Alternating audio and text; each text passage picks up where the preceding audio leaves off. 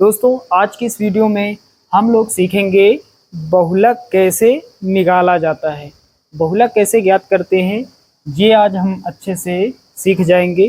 दोस्तों बहुलक को इंग्लिश में मोड कहते हैं, बहुलक को इंग्लिश में मोड कहते हैं, MODE। दोस्तों क्लास 10th के बोर्ड एग्जाम में भी बहुलक निकालने के लिए पूछा जाता है। तो चलिए दोस्तों हल करते हैं। सबसे पहले क्या लिखेंगे, हल। तो यहाँ पर हमने लिख लिया है हल। दोस्तों यहाँ पर लिखा बारंबारता, बारंबारता को इंग्लिश में फ्रीक्वेंसी कहते हैं, तो यहाँ पर F से लिख लेते हैं। ये जो बारंबारता है इसको हम F से लिख लेते हैं। दोस्तों यहाँ पर सबसे पहले हमें ये देख लेना है बारंबारता में सबसे बड़ी बारंबारता कौन सी है, मतलब सबसे बड़ी संख्या कौन सी है। इन सभी में सबसे बड़ी संख्या है 15। कोई भी बता देगा 15 सबसे बड़ी संख्या है। तो जो सबसे बड़ी संख्या है इसको हम कहते हैं F1। F1 का मान कितना हो जाएगा, 15 हो जाएगा। उसके बाद दोस्तों 15 के नीचे एक संख्या है 8 और 15 के ऊपर एक संख्या है 9। तो ऊपर जो संख्या है इसको हम कहते हैं F0 और नीचे जो संख्या है इसको हम कहते हैं F2। दोस्तों हमने यहाँ पर क्या किया, एक बार फिर से बता देते हैं। सबसे पहले हमें ये देख लेना है सबसे बड़ी संख्या कौन सी है। सबसे बड़ी संख्या इनमें से है 15। 15 जो है इसी को हम F1 कहते हैं और 15 के ऊपर एक संख्या है 9, 9 को F0 कहते हैं और 15 के नीचे एक संख्या है 8, 8 को हम F2 कहते हैं। अब दोस्तों जान लेते हैं F1, F0 और F2 को कहते क्या हैं। तो F1 को हम कहते हैं बहुलक वर्ग की बारंबारता, F2 को हम क्या कहते हैं, बहुलक वर्ग की नीचे की बारंबारता। 15 से ये संख्या नीचे है तो इसको हम कह सकते हैं बहुलक वर्ग की नीचे की बारंबारता या फिर बहुलक वर्ग की पीछे की बारंबारता। जो नीचे है अर्थात वो पीछे है। उसके बाद F0, F0 को हम कहते हैं बहुलक वर्ग की ऊपर की बारंबारता या फिर बहुलक वर्ग की आगे की बारंबारता। तो F0, F1, F2 का मतलब आप समझ गए होंगे। F1 है बहुलक वर्ग की बारंबारता, F2 है बहुलक वर्ग की नीचे की बारंबारता या फिर बहुलक वर्ग की पीछे की बारंबारता। F0 को हम कहते हैं बहुलक वर्ग की ऊपर की बारंबारता या फिर आगे की बारंबारता। एक बार फिर से हमने रिपीट कर दिया है। चलिए अब दोस्तों F1 के सामने, F1 जो बहुलक वर्ग की बारंबारता है, ठीक इसके सामने एक वर्ग अंतराल है 20 से 30। 20 से 30 यहाँ पर लिखा है, ये माइनस नहीं है, ये 20 से 30 इसको पढ़ते हैं। ये लिमिट का मान है, लिमिट जो है वो दी गई है 20 से 30। तो यहाँ पर जो छोटी संख्या है 20, इसको हम कहते हैं बहुलक वर्ग की निम्न सीमा और जो बड़ी संख्या है इसको हम कहते हैं बहुलक वर्ग की उच्च सीमा। तो उच्च सीमा से हमें कोई मतलब नहीं। छोटी संख्या है 20 यानी निम्न सीमा का मान कितना हो जाएगा, 20 हो जाएगा। स्मॉल l का मान कितना, 20। उसके बाद दोस्तों हमें चाहिए h का मान। h क्या है, h को कहते हैं बहुलक वर्ग की माप। तो यहाँ पर लिखेंगे बहुलक वर्ग की माप, इसको स्मॉल h से लिखते हैं, बराबर कितना हो जाएगा, वर्ग अंतराल में अंतर कितने का है, कितने का अंतर पूरे वर्ग अंतराल में चल रहा है। तो कैसे पता चलेगा, उच्च सीमा में निम्न सीमा को घटा देंगे। तो 50 में 40 घटाएंगे 10 मिलेगा, 20 में 10 10 मिलेगा, 10 में 0 घटाएंगे 10 मिलेगा, 30 में 20 10 मिलेगा। कुल मिलाकर अंतर कितने का है वर्ग अंतराल में, तो अंतर है 10 का। कोई एक वर्ग अंतराल लिख लेते हैं 20 से 30, इसी को लिख लेते हैं 20 से 30। अब यहाँ पर अंतर कितने का है, 10 का है। तो h बराबर कितना, 10। h का मान कितना हो जाएगा, 10 हो जाएगा।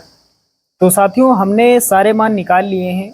l का मान हमने निकाल लिया है, F1, F0, F2 का मान निकाल लिया है और h का भी मान हमने निकाल लिया है। तो एक स्थान पर ये सारे मान लिख लेते हैं। तो लिखेंगे यहाँ एक स्थान पर सभी मान हम लिख देते हैं। तो दोस्तों सारे मान हमने यहाँ पर लिख लिए हैं।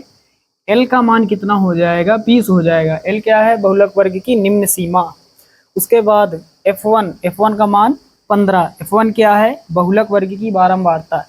f0 का मान हमने लिख लिया कितना 9। f0 क्या है, बहुलक वर्ग की ऊपर की बारंबारता या फिर बहुलक वर्ग की आगे की बारंबारता। उसके बाद दोस्तों f2 का मान कितना 8, यहाँ से हमने लिख लिया। f2 क्या है, बहुलक वर्ग की नीचे की बारंबारता या फिर बहुलक वर्ग की पीछे की बारंबारता। और h का मान अभी हमने निकाला, h क्या है, बहुलक वर्ग की माप, यानी वर्ग अंतराल में अंतर कितने का है, तो 10-10 का अंतर है।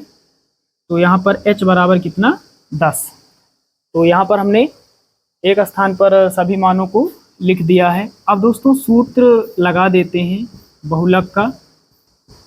दोस्तों बहुलक बराबर होता है L plus F1 minus F0 बटे में 2F1, 2 इंटू F1, ये गुणा में होता है F1 minus F0 minus F2 और गुणा में H होता है, ये ऊपर होता है गुणा में H। अब यहाँ पर रख देते हैं सभी मान। L का मान कितना है 20 है, पहले 20 लिखेंगे, उसके बाद प्लस लगाएंगे F1 का मान 15 माइनस F0 का मान कितना है 9 है, फिर बटे में 2F1 का 2 से गुणा, F1 का मान 15 है, 15 का 2 से गुणा होगा 30 हो जाएगा, यहाँ 30 लिख देते हैं। F1 का मान 15 है, 15 का 2 से गुणा, 15 दूना 30, यहाँ लिख देते हैं। माइनस F0 का मान कितना 9 माइनस F2 का मान कितना 8 और गुणा में कितना H का मान कितना है 10, गुणा में यहाँ पर हमने लिख दिया 10। अब हल कर लेते हैं। तो सबसे पहले 20 लिखेंगे, प्लस लगाएंगे। दोस्तों ऊपर कितना है 15 माइनस 9, 15 में 9 घटाएंगे कितना बचेगा 6 बचेगा।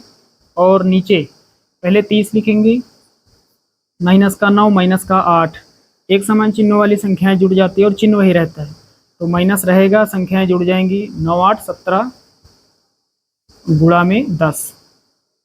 और आगे हल करते हैं, 20 लिखेंगे प्लस ऊपर 6 गुणा में 10